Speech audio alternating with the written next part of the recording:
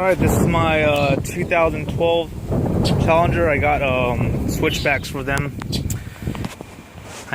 For it.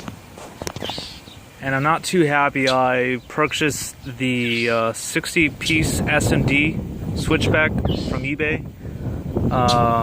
There really isn't a brand on it, so I guess it's the eBay brand. It was labeled generic. But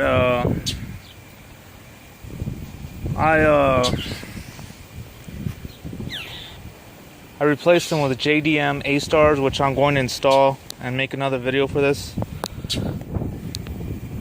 And I'll show you what these bulbs do.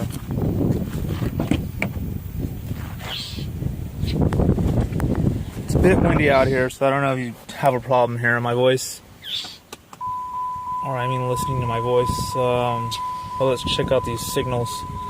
Just give a demonstration. What I'm referring to. Alright, these are how they look in parking light mode. Excuse me. They're somewhat bright. Not really as bright as the not as bright as the regular filament bulb, but I guess that'll do. See how they do with the turn signal is on.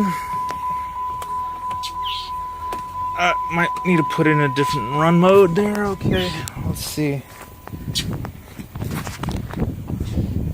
Okay, really screwing this one up. Okay, turn signal's on.